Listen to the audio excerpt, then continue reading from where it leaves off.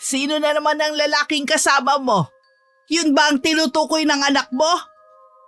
Siya po si Frank. Ay, siya yung sinasabi ng anak mo na binatang nanliligaw sa'yo? Siya nga po. Wala naman po siguro masama. Pareho naman po kaming walang sabit eh. Hindi ka ba talaga marunong madala? Imbis na mag-focus ka na lang sana sa mga anak mo. Naghanap ka pa talaga ng sakit ng ulo. Nay naman. Oh, bakit? Totoo naman ah. Hanggang kailan ang relasyon nyo ng lalaking yun? Hanggang mabuntis ka na naman? Hindi ko pa nga po siya sinasagot eh. Pinag-iisipan ko pa po. Doon na rin naman yan papunta. Iba po si Frank. Mahal po niya ako at tanggap niya ang nakaraan ko. Maging ang mga anak ko, handa po siya magpakaama sa kanila. Kahit kailan talaga ang bilis mo mabola. Natural, yun ang sasabihin niya. Nay, seryoso po sa akin si Frank. Maniwala po kayo. Kailan mo lang nakilala ang lalaking yan? Tapos, sa construction lang ang trabaho. Para ka talagang kumuha ng bato na ipupukpok sa ulo mo. Gamitin mo nga yung utak mo. Huwag niyo na pong matahin si Frank dahil lang sa klase ng trabaho niya. Sinasabi ko lang ang totoo. Kapag walang pukpok, wala ring kita ang mga yan. Ano kayo mabubuhay sa kakarampot na sahod ng lalaking yon? May trabaho naman po ako. Hindi ko naman sa kanya ipapaako ang responsibilidad sa pagbuhay sa 3 kong anak. Paano kung bigla ka na naman mabuntis? Hindi ko pa nga po sinasagot si Frank. Buntis na agad ang nasa isip niyo. Dahil kilala kita kaya ako to nasasabi. Ito lang ang tandaan mo ha. Kapag nabuntis ka ulit, wag mo na sa akin paaalagaan. Tama nang inalagaan ko ang 3 mong anak. Matanda na ako. Gusto ko namang sarili ang isipin ko. Napapagod na rin ako baka akala mo. Gusto ko lang naman po maranasan magkaroon ng pamilya eh. Ang maging masaya. O bakit? Hindi pa ba kami sapat sa'yo ng mga anak mo para masabing pamilya tayo? Hindi ka kasi marunong makontento. Ang ibig ko pong sabihin, yung may makakatuwang sa buhay. Bahala ka na nga. Sana lang hindi mo pagsisihan ang pagpasok sa panibagong relasyon. Alam ko pong hindi ko to pagsisisihan. Matapos akong sermon na ni nanay, tinalikuran na niya ako. Naiwan naman akong naguguluhan.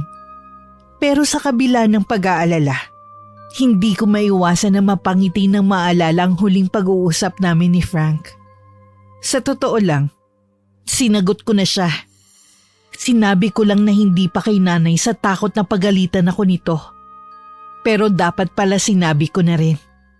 Tingin ko naman binibigyan na rin ako ng basbas ni nanay sa lahat ng gusto kong gawin. Basta wag ko lang pababayaan ang mga anak ko.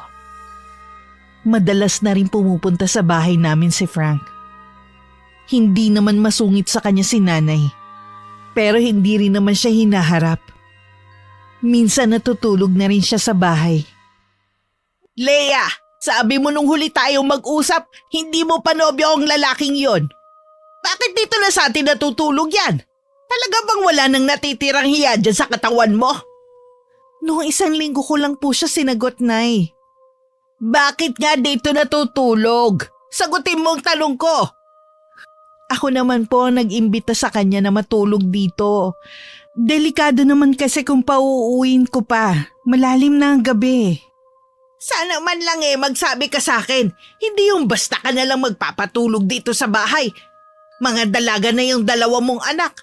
Aba, pahiya ka naman na ikaw pa mismong nanay nila ang nagpapakita ng hindi magandang gawain.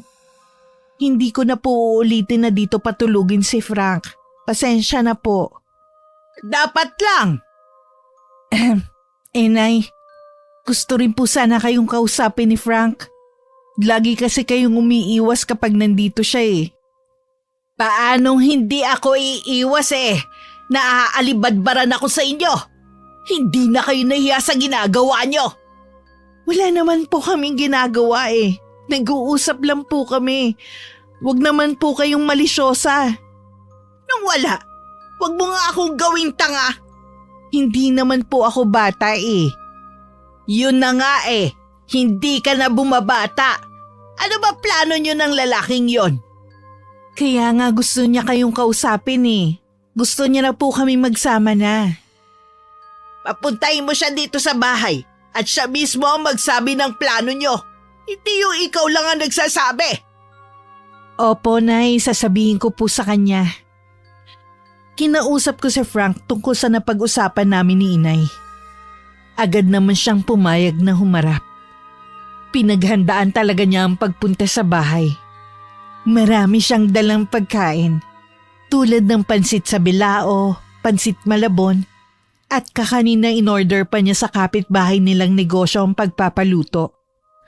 Magkahalong kaba at excitement ang nararamdaman ko ng mga oras na yon habang hinihintay naming lumabas si nanay sa kwarto nito. Wala na atang balak lumabas yung nanay mo eh. Huwag kang mainip. Matagal talaga yun mag-ayos. Nung bago ka pa kasi dumating, katatapos lang niya maligo.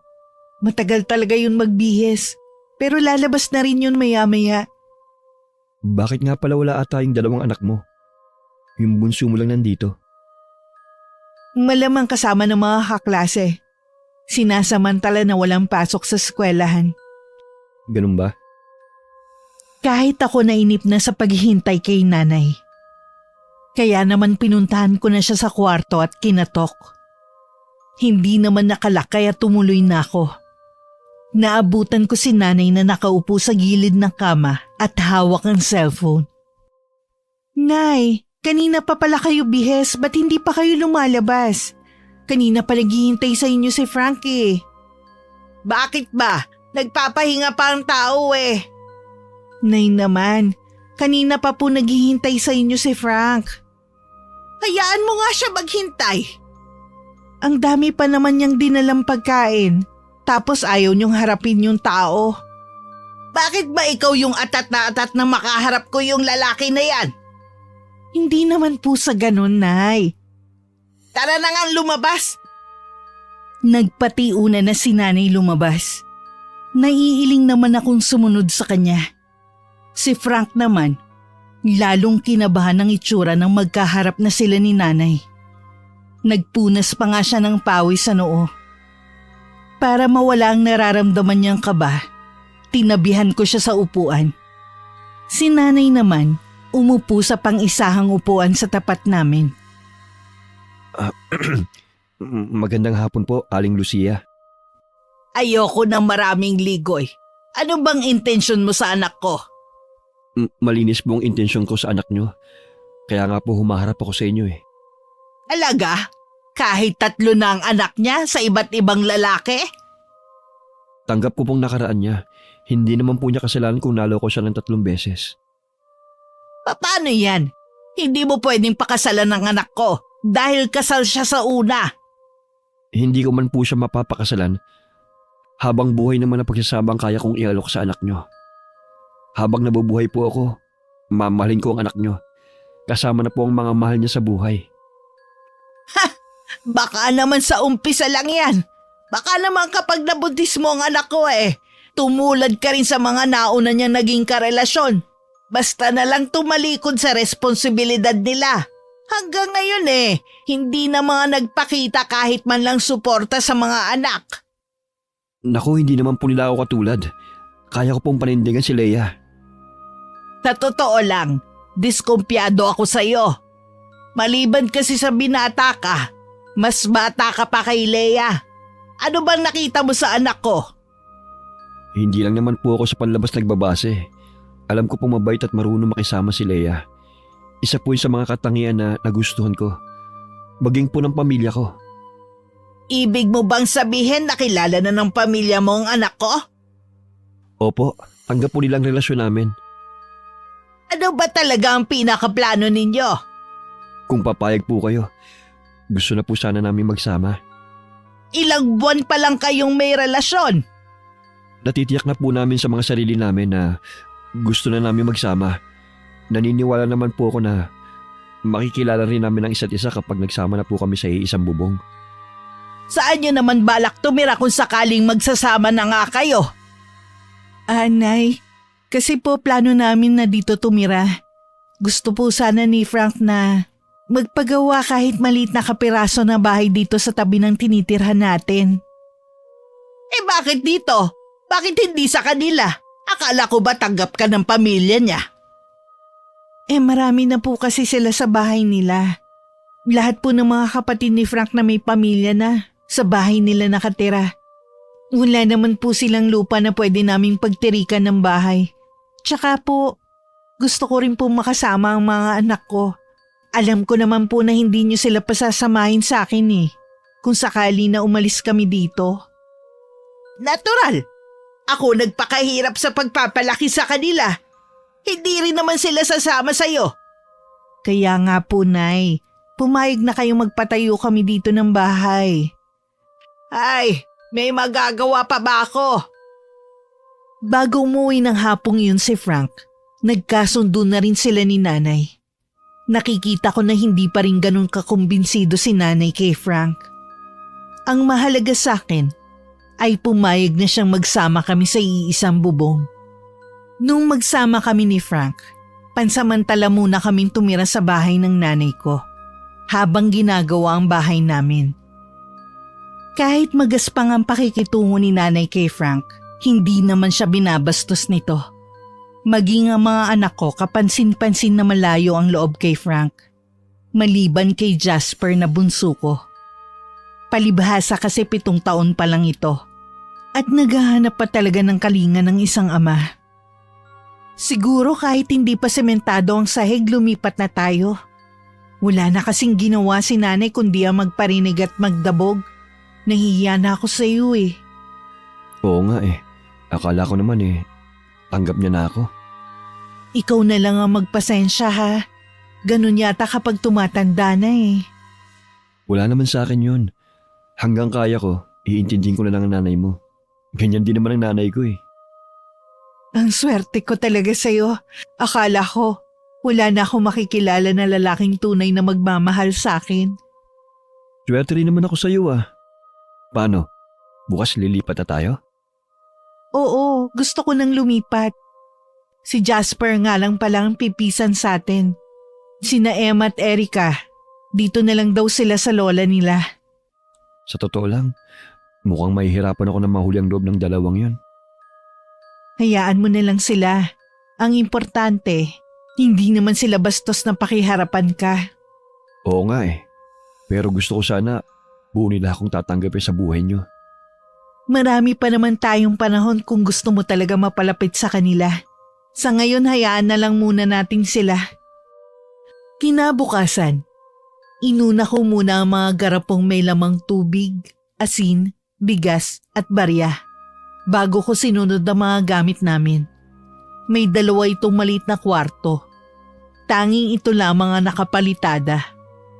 Kinapos na rin kami sa budget. Kailangan muna mag-ipon para may pagpatuloy ang ginagawa. May kamahalan na rin kasi ang mga materyales sa paggawa ng bahay. Si Frank at kapatid nitong si Fred ang nagtulong na magawa ang bahay namin. Akala ko matutuwa si Nanay kapag nalamang lilipat na kami.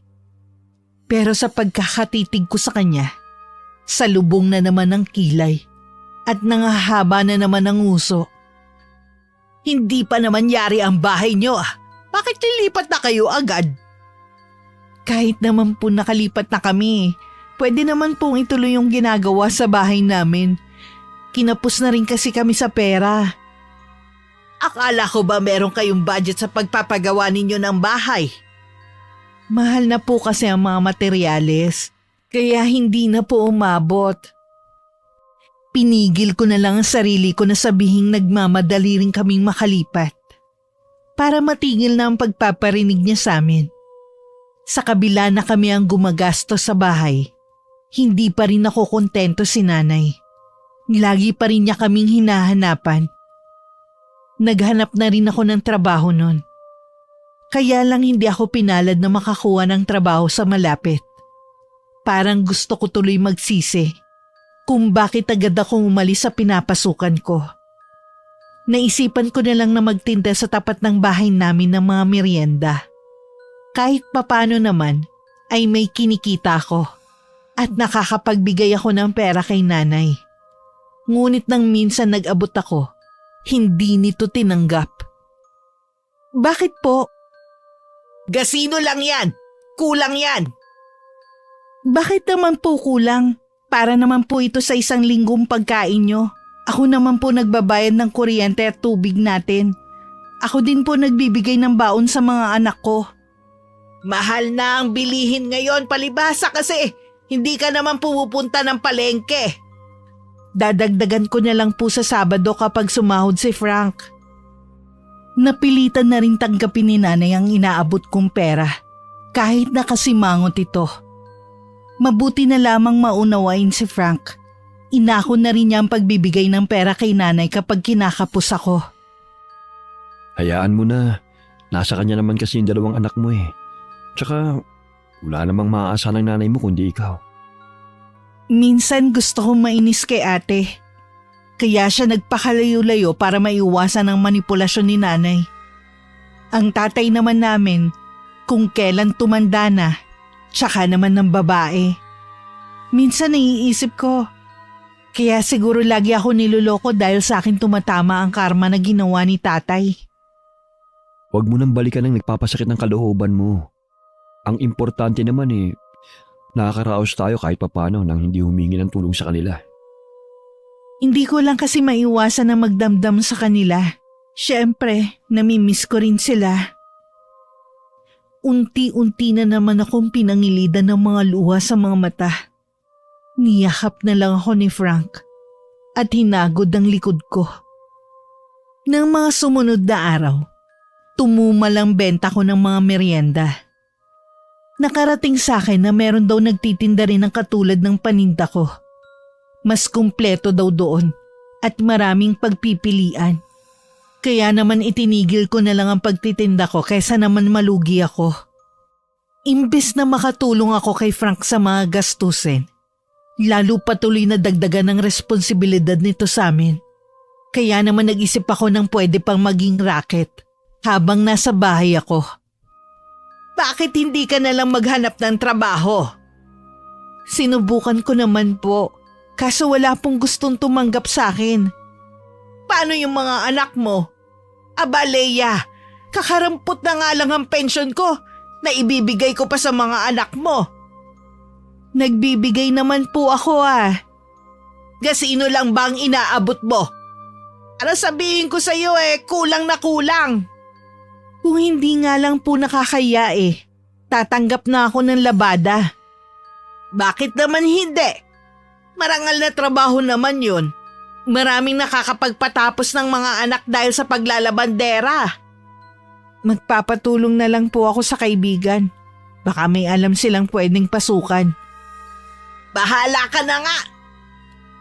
Pakiramdam ko, para akong nauupos na kandila sa pagod sa araw-araw na pag-iisip kung saan ako kukuha ng pera. Marami na nga akong iniisip.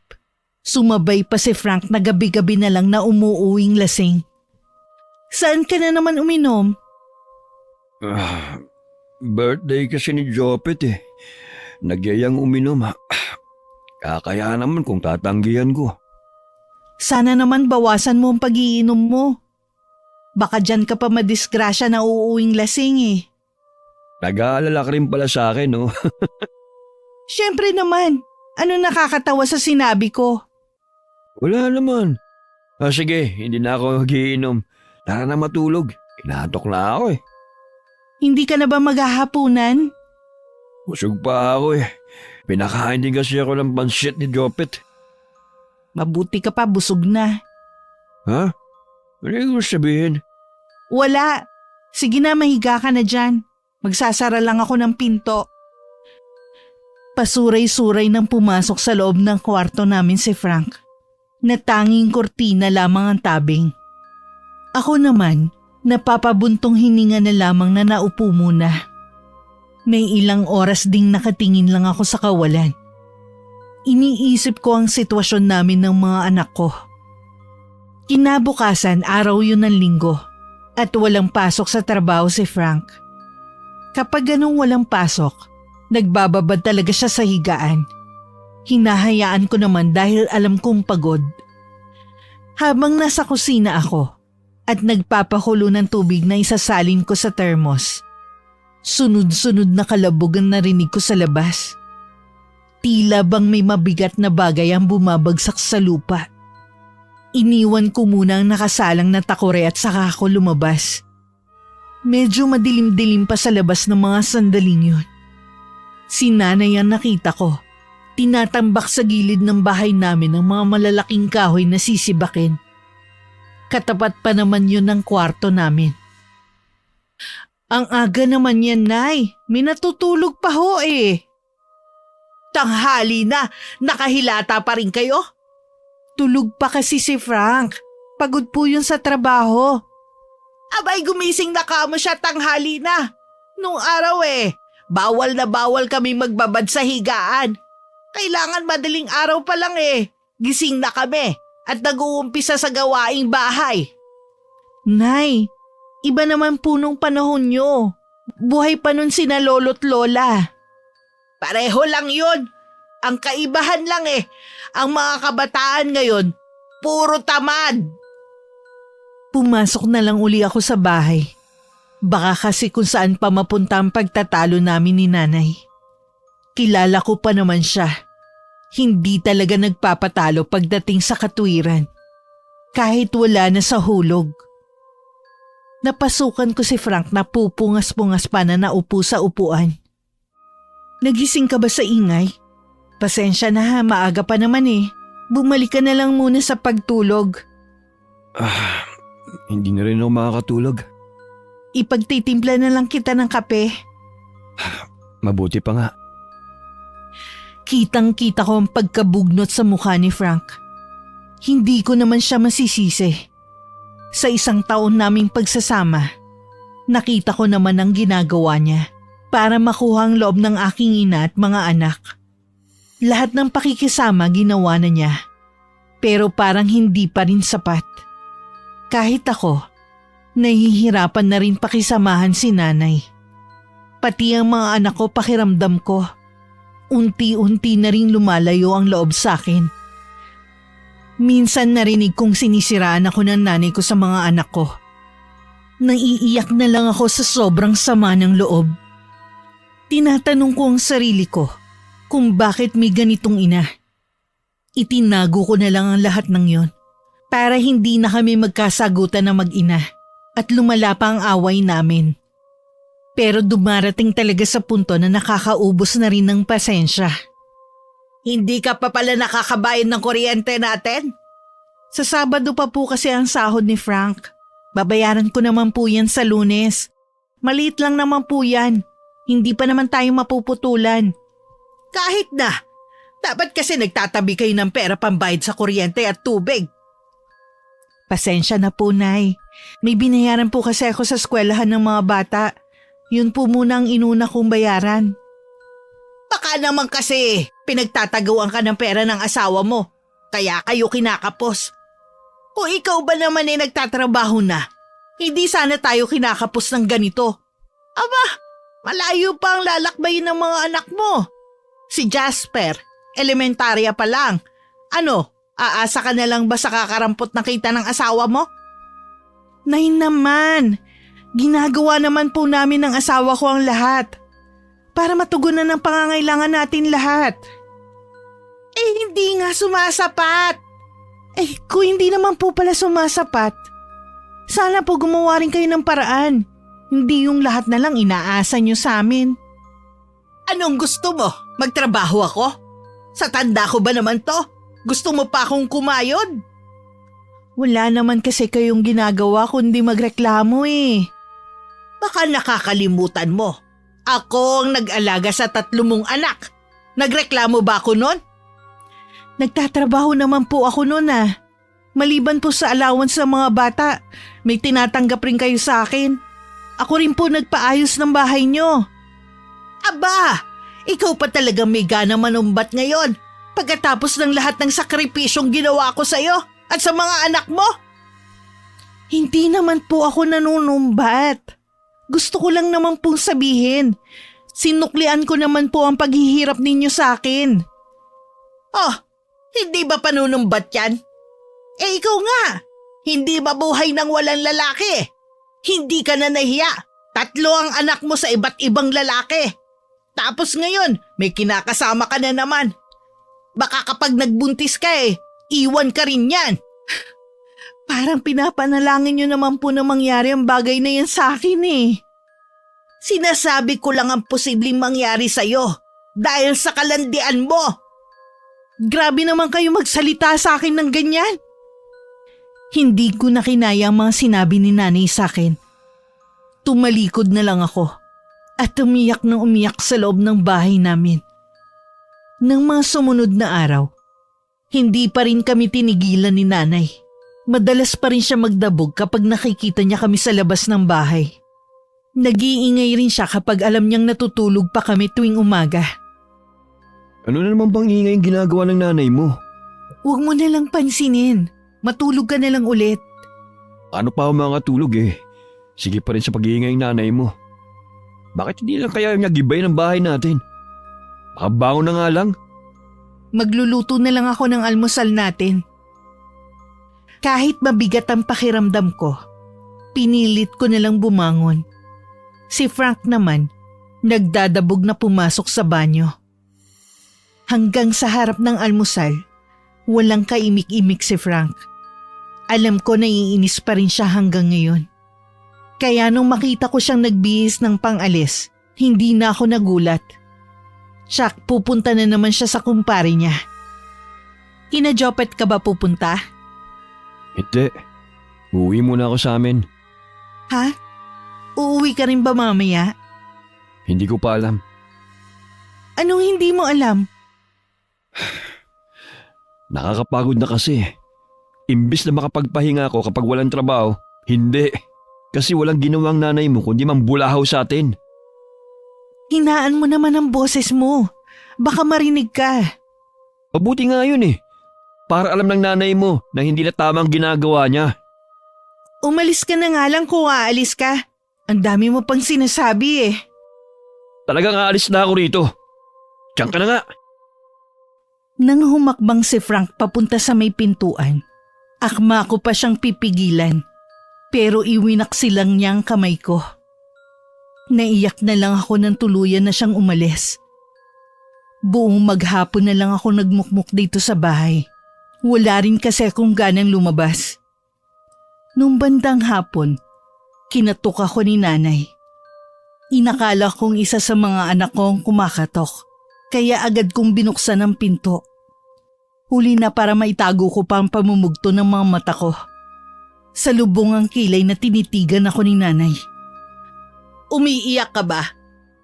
May kailangan po ba kayo? Nag-away ba kayo ng lalaking yon? Ano naman ang pinag-awayan ninyo? Dahil po sa inyo kaya kami nagtalo kanina. Bakit kasalanan ko? Hindi nyo man lang inisip na pagod araw-araw yung tao sa trabaho. Tuwing linggo na nga lang siya nakakapagpahinga eh. Tapos wala na kayong ginawa kundi mag-ingay. Para kayong bata. Ay, yung bunga nga mo Akala mo kaedad mo lang ako para pagsalitaan ng ganyan. Sumusobra na kasi kayo. Sinisigawan mo na ako Wala kang utang na loob na babae ka. Napaigik na lang ako sa sakit nang hilahin ni nanay ang mahaba kong buhok. Pilit ko naman inaalis ang kamay niya sa ulo ko. Pero lalo lang niyang hinaltak. Dala ng emosyon, naitulak ko si nanay ng malakas. Nang titigan ko ang nanay, nang lilisik ang mga mata niya. Nakakuyom din ang mga kamao niya na para bang anumang oras, sasaktan niya ako. Ingrata ka talaga! Walang yaka! Wala kang utang na loob! Hindi ko naman po sinasadya na maitulak kayo. Huwag kang lumapit sa akin! Tatandaan ko tong ginawa mo sa akin! Yang mga sinabi mo! Nay, pasensya na po. Si Frank bang dahilan kung bakit lumalaban ka na ngayon? Yung lalaki bang yun ang pinagmamalaki mo? Hindi po, Nay. Dahil sa ugali ninyo.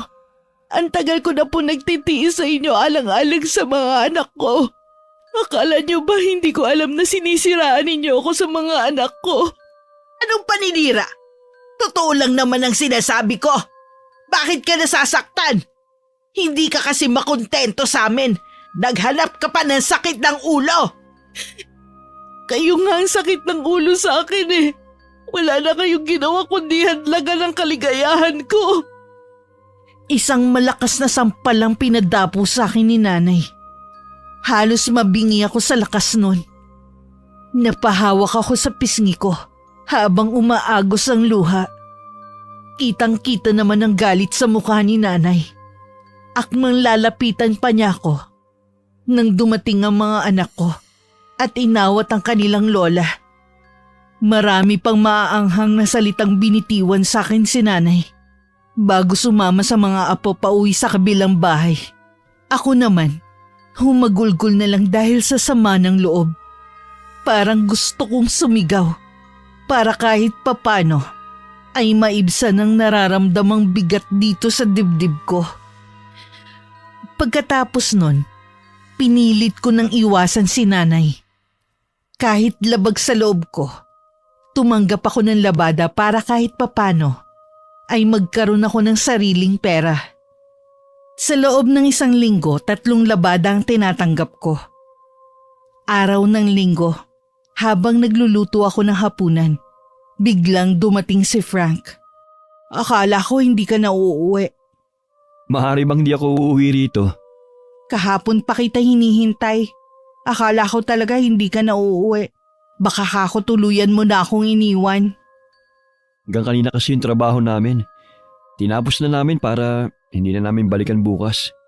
May panibago na naman kasi akong trabaho eh. Mabuti nga hindi ka nababakante eh. Hindi naman kasi ako sanay na walang trabaho.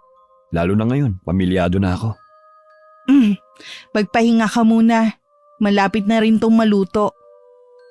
Bago pumasok sa kwarto, inabot muna sa akin ni Frank ang sahod niya sa linggong yon. Ibinulsa ko muna yon bago binalikan ng pagluluto. Nang makatapos, tinawag ko si Jasper at inutusan ko na magdala ng ulam sa kabilang bahay. Habang naghahapunan, binanggit ko kay Frank na naglalabada ako para pandagdag sa gastusin namin dito sa bahay. Akala ko ba ayaw mo ng ganyan trabaho? May pagpipilian ba ako?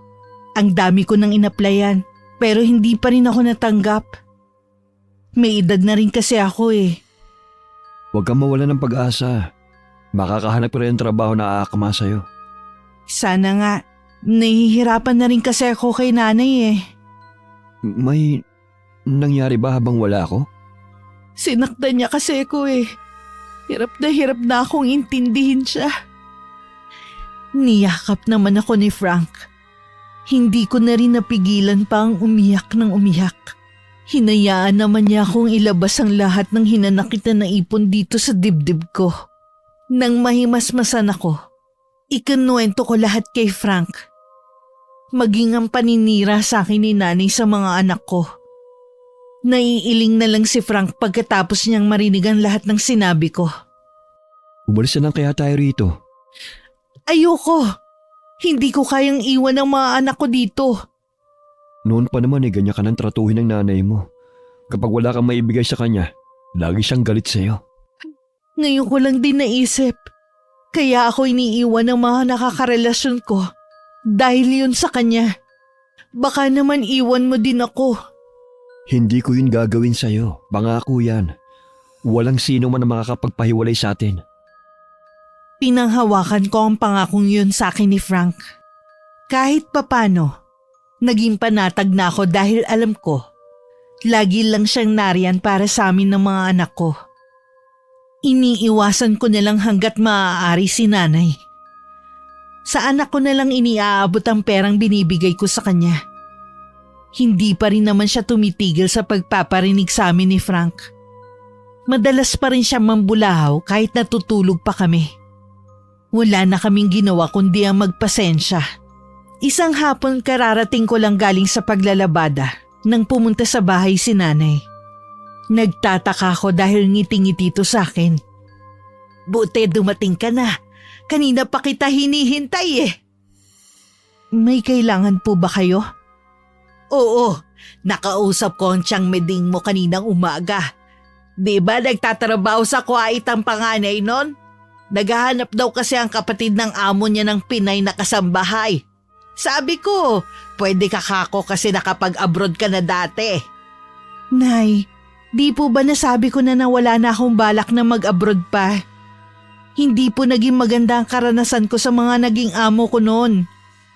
Ibang bansa naman to eh. Tsaka, mababait ang magiging amo mo. Wala na akong balak umalis, Nay. Anong gusto mo? Habang buhay na lang maging labandera? Pansamantala lang naman to eh. Naghahanap naman po ako ng trabaho para mas malaki ang maibigay ko sa inyo. Mahigit 1 taon ka nang walang trabaho. Kaya nga bumagsak ka na lang sa pagiging labandera eh. Ito na yung pagkakataon para makaahon ka sa mahirap mong kalagayan. Tumatanggi ka naman. Hindi ko na nga po gustong umalis. Sana naman po maintindihan niyo ako. Bakit ayaw mo? Dahil ba sa lalaking yon? Hindi ko na nga po gustong umalis. Ang tigas talaga ng bungo mo, no? Swerte na nga lumalapit sa'yo, ayaw mo pang sunggaban. Huwag niyo na pong ipagpilitan pa. Buo na po ang desisyon ko. Lumabas na lang ako ng bahay. Hindi ko na nakita pa ang matalim na titig sa akin ni Nanay. Parang lalo ako nakaramdam ng pagkahapos sa muli naming pagtatalo ni Nanay. Nung umuwi si Frank, ikinuwento ko sa kanya ang naging pag-uusap namin ni Nanay. Hindi naman kita pipigilan kung magdidesisyon kang umalis. Maintindihan kita. Pero gaya ng pangako ko sa'yo, hindi ko kayo pababayaan ng mga anak mo sa abot ng mga kaya ko. Kahit naman nun, ayokong pumunta sa ibang bansa. Si Nanay lang ang mapilit eh. Nagtanong-tanong nga pala ako sa mga kakilala ko. Baka may alam silang pwede mong pasukan. Talaga? Salamat ha. Sana meron silang mairekomenda sa akin. Kung ako kasi masusunod, mas gusto kong dito ka na lang sana sa bahay. Alam ko buong buhay mo puro ka na lang trabaho. Kaya gusto ko sana na intindihin mo na lang yung mga anak mo. Kaso hindi pa pala sapat ang kita ko para matugunan ang mga pangangailangan nating lahat. Ayoko rin kasing iasa sa yung responsibilidad sa mga anak ko. Kung tutuusin, hindi mo naman sila obligasyon. Mali ka dyan. Obligasyon ko na sila mula nang tanggapin kita sa buhay ko. Mga anak na rin ang turing ko sa kanila. Tandaan mo yan. Parang gusto ko naman maiyak. Sa pagkakataon nga lang na yun. Dahil sa kaligayahan. Habang dumadaan kasi ang mga araw, lalo ko na pagtatanto na mapalad rin pala ako. Akala ko kasi, puro kamalasan na lang ang mararanasan ko. Sa pagdating ni Frank sa buhay namin, doon ko naranasan ang tunay na saya. Patuloy pa rin naman akong kinukumbinsi ni Nanay na tanggapin ko na ang alok ni Tiyang Meding ko. Mabilis lang naman daw ang 3 taon. Kalmado ko namang sinasagot ito na ayaw ko talaga at pinag-usapan na namin yun ni Frank. Sa huli, kung ano-anong pangungonsensya ang ginagawa sa akin ni Nanay. Bago galit na uuwi sa kabilang bahay. Isang araw na akong walang labada. Naglilinis na lang ako ng bahay namin. Habang naglilinis nga ako ng eskaparate, biglang dumating si Frank. Pulang-pulang mata nito at namumutla. Ako na ang nagtanggal ng sapatos niya sa paa at saka ko siya kinumutan hanggang leeg.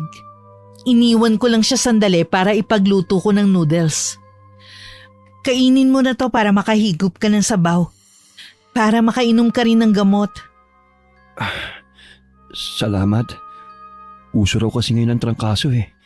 Baka nahawa ko sa isa kong katrabaho kahapon na nilalagnat na. Pumasok pa rin.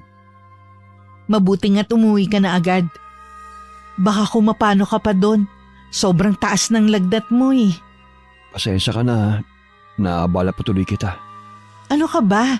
Asawa mo ko kaya obligasyon kong alagaan ka ngayong may sakit ka. Sinubuan ko nilang si Frank dahil nanginginig ang kanyang kamay. Baka matapon lang ang sabaw kung hahayaan ko lang siyang mag-isang kumain. Nakakailang subo pa lang ito ay umayaw na.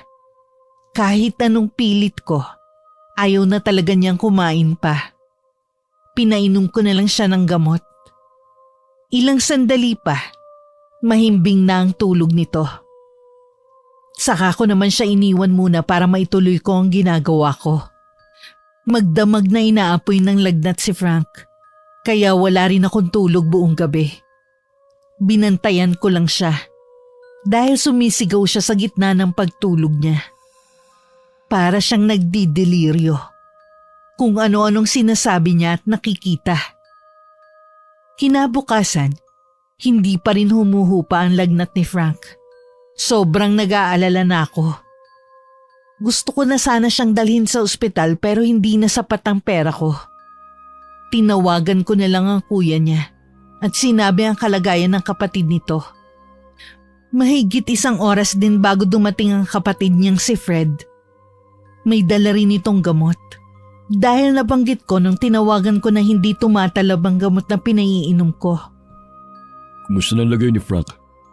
Hindi pa rin bumubuti. Lagi lang siyang tulog. Itong gamot nagdala rin ako ng konting prutas. Salamat. Pasensya ka na kung inabala pa kita ha. Tama lang na tinawagan mo ko.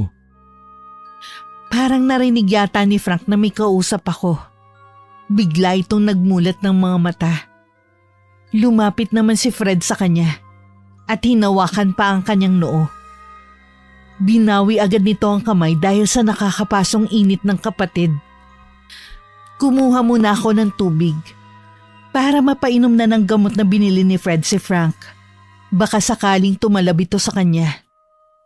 Kinuha na sa akin ni Fred ang gamot at baso ng tubig para ito na magpainom ng gamot.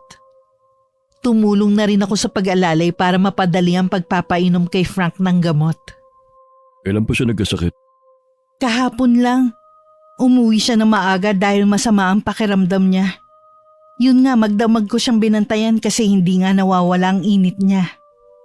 Kapag hindi pa rin nawala ang lagnat niya hanggang bukas, dali na natin siya sa ospital. Baka kasi may impeksyon siya sa loob ng katawan niya. Gustuhin ko man na dalhin sa ospital ang kapatid mo. Hindi naman sapat ang pera ko dito. Huwag mo nang alalahanin ng pera. Ako nang bala sa gastos. Salamat. Sobrang nag-aalala na talaga ako. Sa susunod, kapag may problema kayo, huwag kayong magdadalawang isip na tawagan ako. Oo, gagawin ko. Ayos lang ba kung bantayan ko muna ang kapatid ko? Oo naman. Nakalimutan ko na alokin ka ng merienda. Ikukuha kita kahit kape. Iniwan ko muna si Fred sa kwarto namin. Nagmamadali akong pumunta ng kusina para magtimpla ng kape. Nakita kong wala na palang asukal. Tinatawag ko naman si Jasper para sana utusan. Hindi ko naman tumahagilap. Ako na lang ang sumaglit sa tindahan. Pabalik na ako nang humarang sa daraanan ko si nanay. Malandi ka talagang babae ka. May kinakasama ka na nga eh. May bago ka pang nilalanding lalaki. Ano bang pinagsasabi niyo? Nakita ko may kausap kang lalaki mismo sa bahay ninyo. Hinaan yung boses niyo. Nakakaya sa mga kapitbahay. At yung kausap ko pong lalaki, kapatid po siya ni Frank. Nagdala lang po siya ng gamot para sa kapatid niya. Sino niloloko mo ha? Kilala kita, Leia. Ay, bahala po kayo kung ayaw niyong maniwala sa akin. Talagang bastos ka. Huwag mo akong tatalikuran, kinakausap pa kita. Nagtuloy-tuloy lang ako sa paglalakad. Hindi ko na pinansin ang malakas na pagtawag ni nanay sa akin. Pagdating sa loob ng bahay, ipinagtimpla ko na lang muna si Fred ng kape. Niyaya ko siyang sa sala kami mag-usap habang natutulog pa ang kapatid niya. Sinabi niyo ba sa mga magulang niyo na may sakit si Frank? Hindi pa. Nung tumawag ka kasi nasa trabaho pa ako. Baka hindi ko na lang sabihin. Mag-aalala lang ang mga yun. Baka bukas bumuti-buti na rin ang pakiramdam ni Frank. Kaya huwag ka na masyado mag-alala. Bago gumabi, umuwi na rin si Fred. Tumatawag na kasi ang asawa niya at tinatanong kung anong oras siya uuwi. Hinatid ko na lang ito sa may pintuan at tinanaw habang naglalakad palayo. Ilalapat ko na sana ang pinto nang makita ko si nanay na nakatayo sa may kusina nila at nakatingin sa akin. Kinabahan ako sa paraan ng pagkakatitig niya sa akin. Isinara ko na lang ang pinto at saka sumandal dito. Bago ko nahiga ng gabing yun, sinalat ko muna ang noo at leeg ni Frank. Nakahinga naman ako ng maluwag na normal na ulit ang temperatura nito. Ngunit nung maghahating gabi, nagising ako sa mga ungol ni Frank. Pabiling-biling din ito sa higaan. Tagaktak ng pawis ang buong mukha. Frank! Teka, ikukuha kita ng gamot, tsaka pala pamunas. Hindi ko maiwasang mataranta kung anong uunahin kong kunin. Unang nahagip ng paningin ko, ang tuwalyang nakasabit. Pinunasan ko muna si Frank at inalis ang kumot nito. Basang-basa ito ng pawis. Pero sobrang nakakapaso ang init ng katawan nito. Kinuha ko na rin ng gamot at isang basong tubig. Inalalayan ko siyang maupo kahit nanginginig pa rin ito. Pinilit kong mainom niya ang gamot nito. Tsaka ko siya ibinalik sa pagkakahiga. Baka nga may impeksyon ka sa loob ng katawan mo. Bakit parang lumalala ka pa yata? Kailangan ka na talagang madala sa ospital. Parang naiintindihan naman ni Frank ang sinasabi ko. Kasi umuungol siya at bahagya pa niyang iminulat ang mga mata. Kumuha na lang ako ng maligamgam na tubig at bimpo. Inilagay ko yun sa kanyang noo para kahit papano mabawasan ang init sa loob ng katawan niya. Binantayan ko na lang siya buong gabi. Mag-uumaga na rin nang bumuti-buti na ang lagay nito. Kahit masakit ang ulo sa kakulangan ng tulog, maaga pa rin ako nagluto ng pagkain ng mga anak ko. Araw kasi yun ng Lunes, may pasok na ang mga to. Dahil sa Jasper lang ang sa amin natutulog, ginising ko na rin siya. Tsaka lang ako nakapahinga nang makapasok na ang mga bata sa eskwelahan. Para akong mauupos na kandila sa sobrang panghihina. Wala ka bang labada ngayon? Kayo po pala, Inay. Tinatanong kita kung wala ka bang labada ngayon. May sakit po kasi si Frank kaya hindi ako makaalis. Ano ka mo? Paano na yan? Yung araw-araw na gastusin natin. Saan ka kukuha ngayon kung pareho kayong hindi makatrabaho? Meron pa naman po akong naitatabi dito. Pagkakasyahin na lang po muna natin. Ano? Titipirin mo na naman ang mga anak mo? Ngayon lang naman po ito. Tsaka may pensyon naman kayo, baka po pwede mahiram muna. Ganito na lang bang buhay ang gusto mo, ha? Puro na lang pagtitiis. Ang tigas naman kasi ng ulo mo eh. Ayaw mo makinig sa akin. Huwag niyo na pong balikan. Buo na po ang pasya ko. Wala akong planong mag-abroad. Sige, pairali mo yung katigasan ng ulo mo. Tandaan mo ang sinabi ko. Pagsisisihan mo ang desisyon mong pagpili sa lalaking yan. Hindi na ako nakasagot nang tinalikuran na ako ni nanay. Napapabuntong hininga na lang ako ng malalim. Pinuntahan ko muna si Frank para alamin ang kalagayan niya. Bumuti-buti na rin ang kalagayan niya ngayon. Habang inaayos ko ang kumot niya, nagmulat siya ng mga mata at tumingin sa akin. Leia? Gusto mo na bang kumain? Ikukuha lang kita ng... Hindi pa naman ako nagugutom. Kumain ka kahit konti. Kailangan mo rin kasing uminom ng gamot. Pakiramdam ko, mamamatay na ako, Leia. Ha? Huwag ka nga magsalita ng ganyan. Simpleng lagnat lang yung nararamdaman mo. Nararamdam ko na hindi lang simpleng sakit na dumapo sa akin. Tignan mo. Ha? Anong ibig mong sabihin? Dahan-dahan tinanggal ni Frank ang kumot sa kanyang katawan. Itinaas rin niya ang damit. Isang tili ang hindi ko napigilan. Halos bumaliktad rin ang sikmura ko sa nakikita ko. Nang hindi ko na matiis, lumabas ako ng kwarto at nagdududuwal sa lababo. Ano yan?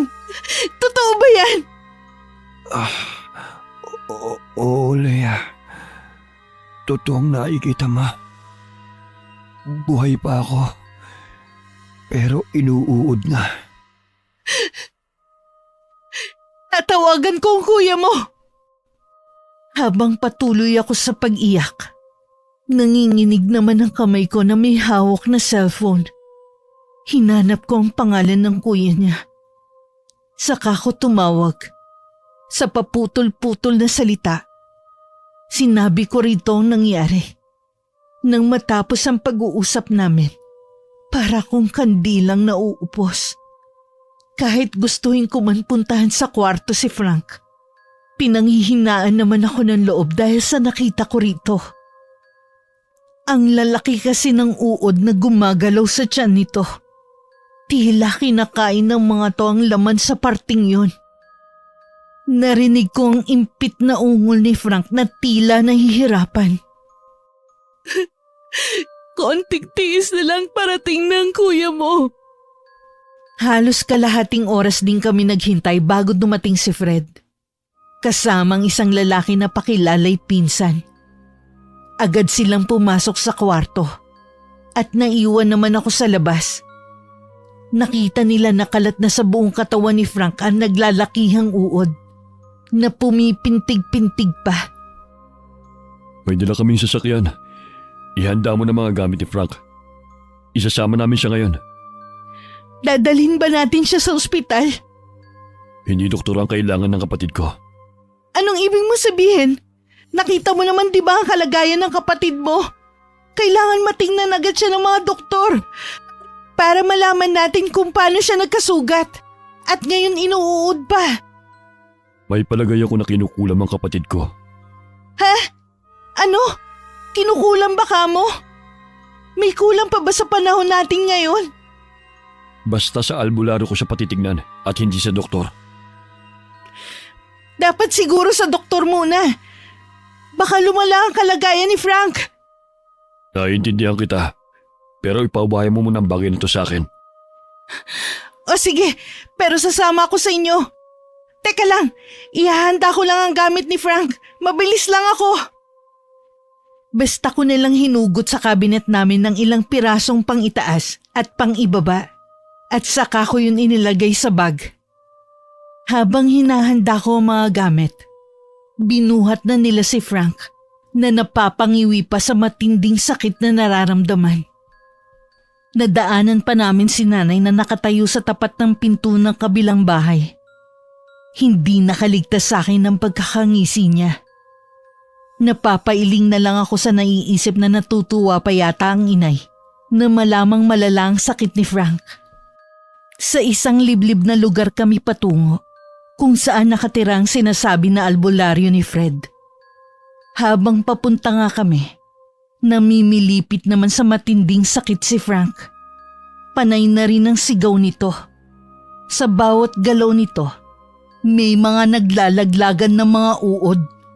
Diring-diri ako at napahawak sa aking sikmura. Para kasing gusto na namang bumaligtad ng sikmura ko. Pagdating sa bahay ng albularyo, meron lang kinausap si Fred. Bago nila binuhat palabas ng sasakyan si Frank. Kasunod naman ako na dala ang bag. Agad naman sinuri ng manggagamot na tansya ko'y mas matanda pa kay nanay. Agad ditong pinapasok sa loob ng silid si Frank. At pagkatapos pinalabas din ng magpinsan. Sana naman magawa niyang pagalingin si Frank.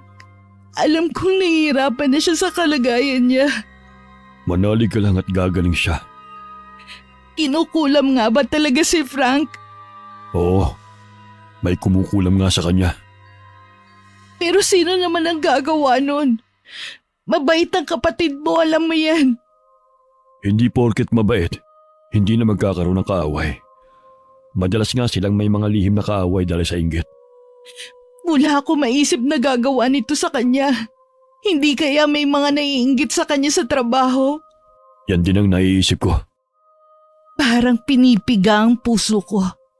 Tuwing naririnig ko ang malakas na sigaw ni Frank sa nakapinid na pinto, nagdasal na lang ako sa isip para sa kaligtasan nito. Pakiramdam ko, napakabagal ng ikot ng oras. Nang sulyapan ko si Fred, bakas din dito ang sobrang pag-aalala at pagkainip. Sabay pa kami napasulyap sa pinto ng bumukas yun. Tumingin muna sa akin na matandang lalaki. Bago nito tinitigan si Fred. Malakas ang taong nasa likod ng pangungulam ng kapatid mo. Oh, nakikiusap po ako sa inyo. Iligtas niyo si Frank. Lahat ay gagawin ko. Pero ayokong mangako. Matagal na siyang unti-unting kinukulam hanggang sa lumala na ito. Sana kung naagapan pa ng mas maaga. Babagsik ang kulam na ginawa ng taong yun sa kapatid mo. Ngayon lang ako nakainkwentro ng ganito katinding sumpang iginawad. Frank! Nagmamakaawa po ako.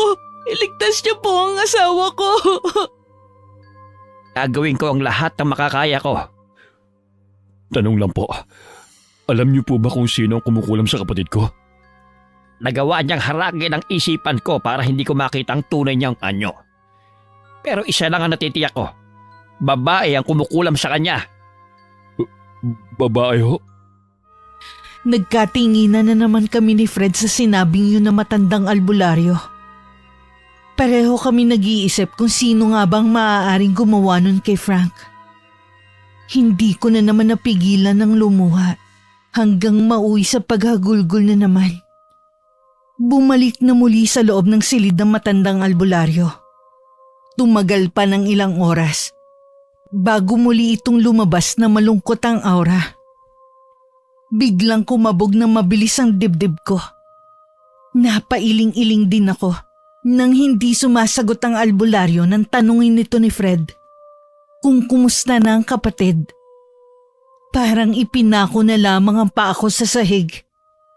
Si Fred naman, mabilis na pumasok sa loob ng silid. Isang malakas na sigaw ang gumulantang sakin. Matinding lakas na loob munang inipon ko bago ako humakbang papasok sa loob ng silid. Napatutup ako sa bibig nang makita ko ang itsura ng katawan ni Frank. Puno ng sariwang sugat ang mukha at katawan nito. Tila pinahirapan ng husto si Frank bago ito kitlan ng buhay. Kinailangan balutin ng tela ang buong katawan ni Frank. Sinabi rin ng matandang albularyo na kailangan mailibing agad ang katawan nito dahil siguradong mangangamoy ito. Sa bahay ng mga magulang ibinurol si Frank. Sa pangatlong araw, ipinalibing na rin namin ito dahil sa matinding amoy na lumalabas sa selyadong kabaong nito. Halika nang umuwi. Tayo na lang ang naiwan dito sa sementeryo. Ayoko pa. Marami pa ako gusto sabihin kay Frank na hindi ko nasabi noon. Bakit pa ang malas ko? Kung kailan naman natagpuan ko na ang lalaking sumeryoso sa akin at tumanggap, kinuha naman siya agad ng kamatayan. Naiintindihan kita. Kasalanan to ng babaeng kumulam sa kanya. Hindi ako papayag na hindi makaganti sa kanya. Paano ka gagante kung hindi naman natin alam kung sino siya? Maraming paraan para malaman natin kung sino siya. Kung sakali ba, tutulungan mo ko na maipaghiganti si Frank? Oo, gusto kong iganti ang sinapit niya. Gusto kong mas matindi pa ang sapitin niya. Muling bumalong ang mga luha sa mga mata ko. Napayakap na lang ako kay Fred. Ibinuhos ko ang lahat ng bigat sa dibdib ko. Pagbalik ko sa bahay, kahit wala pa akong ganang kumilos, tumanggap na agad ako ng labahin kinabukasan. Pag-uwi ko naman nung hapon, nadatnan ko si nanay sa bahay. Nailibing na ba si Frank? Opo, Nay. Ba't ang bilis naman yata? Yun po kasi ang gusto ng pamilya niya. Bakit nga pala hindi man lang kayo pumunta? May pamasahe ka bang ibinigay sa amin? Sana po ay nangutang muna kayo o kahit yung mga bata na lang ang pinapunta nyo. Baon na nga ako sa utang dito, dadagdagan ko pa. Nung wala ka nangutang ako ng pera para may ipambaon sa mga anak mo. Kanino po ba kayo nangutang at babayaran ko po? Sa may tindahan at kay Chang Meding mo. Sa tindahan po muna ang uunahin ko bago po yung kay Chang. Ikaw ang bahala kung sino sa kanila ang uunahin mong bayaran. Basta babayaran mo sila ngayong linggo. Opo, Nay. Magpapahinga na lang po muna ako. Teka, ngayong wala na si Frank. Ano na ang plano mo? Hindi ko pa po alam sa ngayon. Anong hindi mo pa alam? Aba, magugutom tayo kung hindi ka gagawa ng paraan. Paano na ang mga anak mo? Kasya pa naman po ang kinikita ko sa paglalabandera. Tsaka ko na lang po iisipin ng ibang bagay. Nagdadalamhati pa po kasi ako sa pagkawala ni Frank. Kahit buong taon ka pang magdalamhati dyan, hindi mo na maibabalik pa ang buhay niya. Alam ko naman po yun. Pero bigyan mo po sana ako ng panahon makapagluksa. Ay, bahala ka na nga. Nang mapag-isa, muli na naman ako napaiyak. Kahit saan kasi ako tumingin, mukha ni Frank ang nakikita ko. Buong bahay na yon ay puno ng alaala niya. Isang araw lang ang naging pahinga ko sa paglalabas sa loob ng linggong yon. Inasikaso ko naman ang paglilinis sa bahay namin. Itinago ko na rin ang mga damit at ibang gamit ni Frank. Nasa silid ako nang may kumatok sa pinto. Si Fred ang napagbuksan ko. Pasok ka. Kukunin mo ba ang mga gamit ni Frank? Nailigpit ko na nga eh. Ipansadya ko sa'yo. Ano yun? Nandito ba ang nanay mo? Nasa kabilang bahay siya nakatira. Pero wala siya ngayon. Dumalaw sa isa naming kamag-anak sa baba. Yung mga bata naman mamayang hapon pang uwi mula sa eskwelahan. Alam mo ba na ang nanay mong may kagagawan sa pagkamatay ng kapatid ko? Ano? Hindi niya yung magagawa. Wala naman siyang alam sa pangungulam eh. Hindi siya mismong may gawa, pero inutos niya. Umamin na ang mangkukulam na binayaran niya. Imposibleng sinasabi mo. Baka nagkakamali ka lang. Eto pa, kagagawan din ng nanay mo kung bakit iniwan ka ng 3 lalaking tatay ng mga anak mo. Sagad hanggang buto ang kasamaan ng nanay mo. Tanging si Frank lang ang pinatay niya kasi alam niyang hindi ka nito iiwan. Paano niya nagawa sa akin ang mga bagay na yon? Bakit? May binanggit si Frank dati. Kinausap daw siya ng nanay mo na iwan ka na. Hindi ka ro kasi makapagdesisyon na umalis dahil sa kanya. Nang hindi siya pumayag, binantaan siya nito na may masamang mangyayari kapag hindi ka iniwan. Si nanay? Siya ang nasa likod ng lahat ng to. Ngayong alam mo na, tuparin mong sinabi mo na tutulungan mo kong gumanti sa taong nasa likod ng pagkamatay ng kapatid ko. Hindi ko kaya. Nanay ko pa rin siya. Hindi ko siya magagawang saktan. Sagad hanggang buto ang kasamaan ng nanay mo. Kailangan ng maputo ng ginagawa niya. Kunin mo to. Nakasulat dyan ang mga gamit na kailangan mong kunin sa kanya. Hindi na ako nakapagsalita pa hanggang sa umalis si Fred sa bahay ko. Naguguluhan ako at hindi makapaniwala sa nangyari. Ibinulsa ko muna ang papel na ibinigay sa akin ni Fred. Nang marinig ko ang pagdating ni nanay sa kabilang bahay, pinuntahan ko siya agad. Naabutan ko siyang nagtitimpla ng kape. Bakit namumugto pa rin yung mata mo? Huwag mo sabihin hanggang ngayon iniiyakan mo pa rin si Frank. Kayo ba nagpakulam kay Frank? Ha? Anong sinasabi mo dyan? Anong kulam? Palay ko dyan. Huwag na kayong magmaang-maangan pa. Alam ko na ang totoo. Pati sa mga nauna kong karelasyon, kayo rin pala ang may kagagawan kung bakit nila ako iniwan. Ang sama nyo. Huwag mo akong masigaw-sigawan ha. Anak lang kita. Utang mo sa akin kung bakit nabubuhay ka sa mundong ito. Kung ganyan rin lang naman pala ang gagawin ninyo sa akin, sana hindi na lang kayo ang naging ina ko. Walang yaka talaga. Pagkatapos kitang buhayan at palamunin, yan ang mapapala ko sa'yo. Kakalboy kita. Aray! Pitiwan niyo nga ang buhok ko! Aray! Hindi! Kakalboyin kita para magtanda ka! Ang lakas na loob mo sumagot-sagot sa akin! Napapaiyak na lang ako sa sakit sa pagkakasabunot sa buhok ko ni nanay. Pilit akong kumakawala. Pero lalo lang niyang hinaltak ang buhok ko. Pakiramdam ko, malapit na matanggal ang anit ko sa ulo. Nagawa pa nitong iumpog ang ulo ko sa pader. Halos magdilim na ang paningin ko sa lakas ng pagkakaumpog niya. Hindi pa man ako nakakabawi sa hilo. Muli na naman niyang inuntog ang ulo ko sa pader. Mabuti na lamang dumating ang dalawa kong anak na babae. Inawat nila ang lola nila at inilayo sa akin. Bitiwan niyo ako!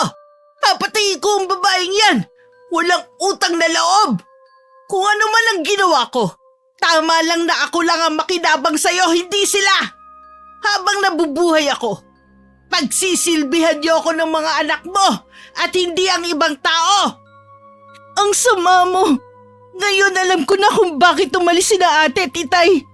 Walang kasing itim ang budhi mo. Sana sumama na lang din ako sa kanila.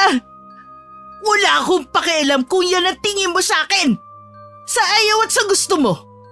Tatanggapin mo ang trabahong inaalok sa'yo ng tiyang meding mo. Kung ayaw mong si Jasper na ang isunod ko. Hayop ka! Huwag mo idadamay ang anak ko! Bitiwan niyo akong dalawa! Magsasama-sama kayong mag-iina! Pare-pareho kayo mabubulok dito! Itinulak pa ni nanay ang dalawa kong anak palapit sa akin. Umiiyak na rin sila dahil sa takot sa kanilang lola. Niyakap ko nilang sila ng mahigpit. Tahan na mga anak. Makakawala rin tayo sa manipulasyon ng lola ninyo. Hindi ako papayag na masaktan kayo. Ibinigay ko kay Erica ang kaperasong papel. Inutusan ko siyang kunin sa mga gamit ng lola niya ang mga nakasulat. Walang pag-aalinlangan na sinunod naman niya ang utos ko.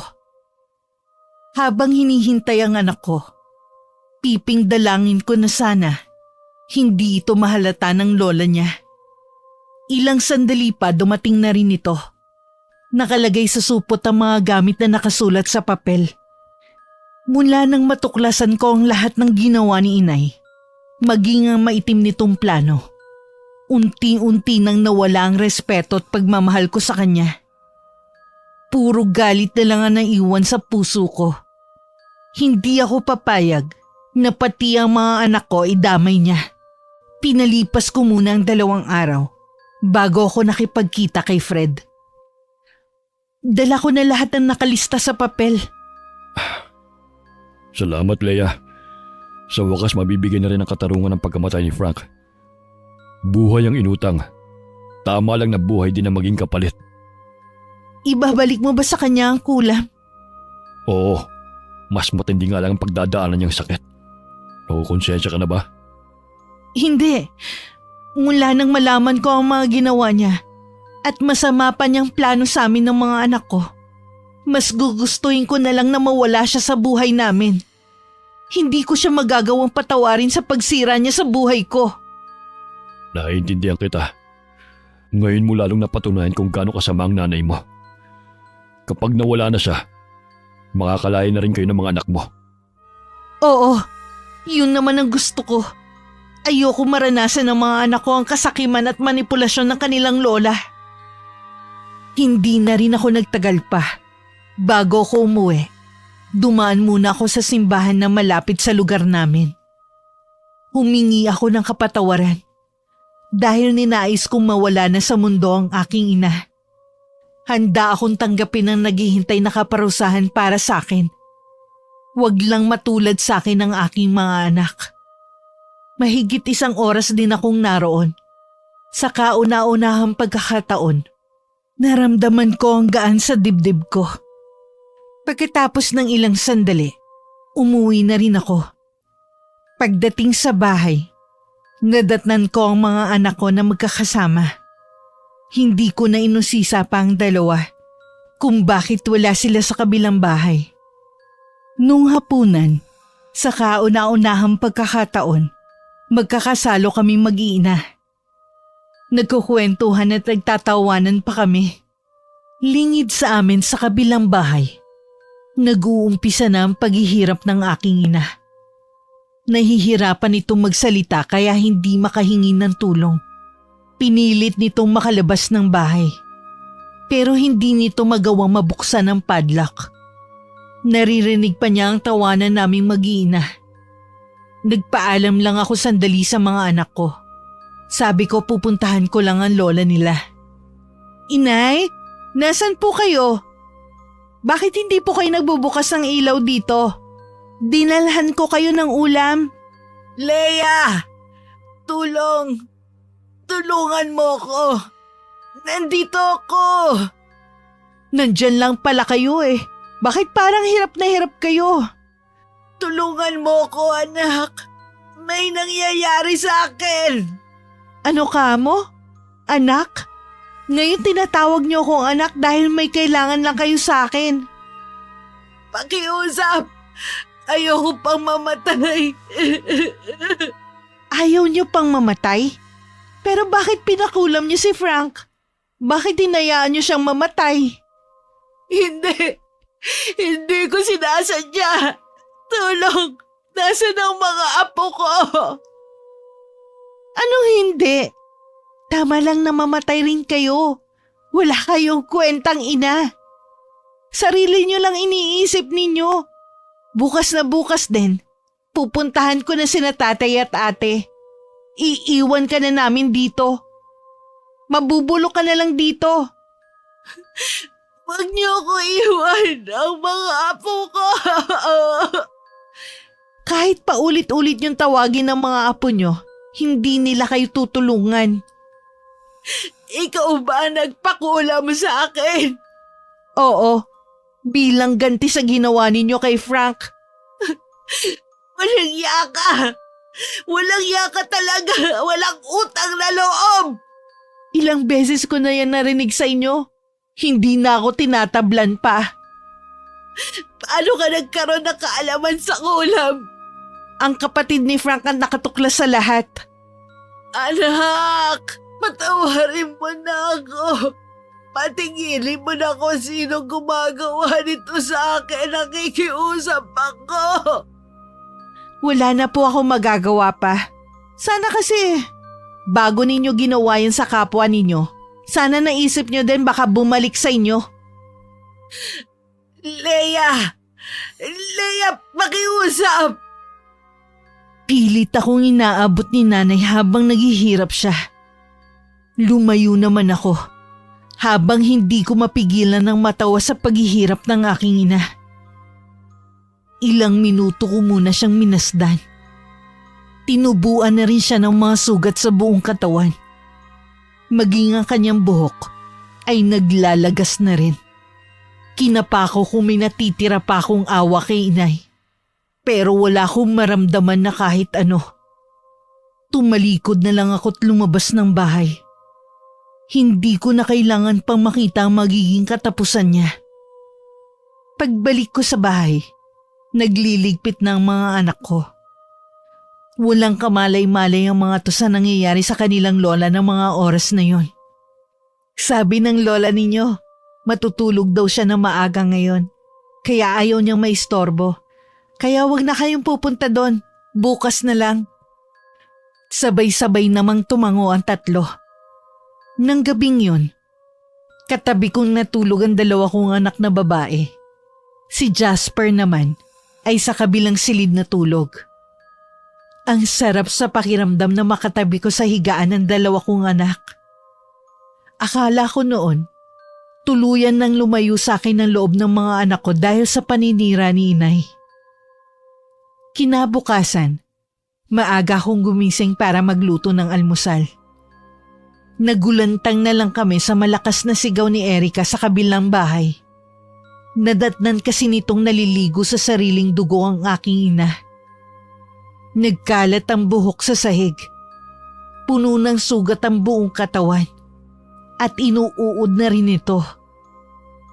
Nagsidatingan na rin ang ilan naming kapitbahay para makiusyoso. Habang yakap-yakap ko ang mga anak ko, hindi ko maiwasan na mapangisi. Naging palaisipan sa mga tao ang naging pagkamatay ng aking ina. Marami ako narinig na sinasabi ng ibang tao, mukha daw binarang ang aking ina. Maliban kasi sa mga uod, marami ding iba't ibang insekto ang lumalabas sa katawan nito. Katulad na naging burol ni Frank, sandali lang namin pinaglamayan ng aking ina. Sa ikatlong araw, hinatid na namin siya sa huling hantungan. Kahit papano, mahal ng mga anak ko ang kanilang lola. Kaya hindi napigilan ng mga ito ang mapaiyak na lamang, lalo na si Erica. Wala siyang kamalay-malay, naging kasangkapan ko siya sa pagkamatay ng aking ina. Pagkatapos ng libing, nakipagkita ko kay Fred. Sa wakas matatahimik na rin ang kaluluwa ni Frank. Nabigyan na natin ng hustisya ang kanyang pagkamatay. Oo nga, hindi ko pa rin mapigilang maiyak tuwing naiisip ko ang sinapit ni Frank. Kung alam ko lang sana ang malagim na lihim ng aking ina, malamang napigilan ko siya sa plano niya. Wala na tayong magagawa pa. Ang importante, nabigyan pa rin natin ng hustisya ang pagkamatay niya. Tama ka. Pero hindi ko lang maiwasan ang manghinayang na sana may nagawa ako noon. Ano nga pala ang plano mo ngayon? Doon pa rin ba kayo titira? Uuwi kami sa probinsya ng tatay ko. Doon kami magbabagong buhay ng mga anak ko. Sana mahanap mo sa probinsya ang kapayapaan at kaligayahan yung mag-iina. Salamat. Ikaw, anong plano mo? Kahit mahirap pa rin tanggapin na wala na si Frank, pipilitin ko pa rin na maging normal ang takbo ng buhay ko. Ipapaalam mo ba sa pamilya mo ang totoong nangyari kay Frank? Hindi na siguro. Ayoko na silang bigyan ng alalahanin pa. Lalo na sina Ita at Inay.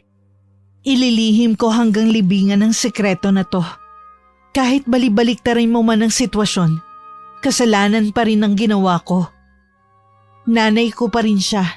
Kahit gaano man kalaki ang kasalanan niya, wala akong karapatan na patayin siya. Hindi naman ikaw mismo ang pumatay sa kanya eh. Pero pumayag ako sa plano mo. Para na rin ako ang pumatay sa kanya. Lalo't may pagkakataon ako na tulungan siya. Pero nagawa ko pa rin siyang pabayaan ng gabing yun. Ito na ang huling pagkakataon ng pag-uusapan natin ng bagay na ito. Pareho nating inilihim ang ginawa natin. Walang dapat makaalam. Bago naghiwalay ng araw na yun, nagsumpaan pa kami na walang makakaalam sa malagim naming ginawa sa aking ina. Pagdating sa bahay, kinausap ko ang mga anak ko. Sinabi ko sa kanila ang plano ko. Natuwa naman sila dahil sa wakas, makikilala na rin nila ang kanilang lolo. Mas gusto na rin kasi nila na malayo sa lugar na yon para hindi na maalala ang pagkamatay ng aking ina na lola nila. Naging masaya naman ang pagkikita namin ng aking ama at kapatid. Masaya nilang tinanggap ang aking mga anak. Binalita ko rin agad ang sinapit ni Inay.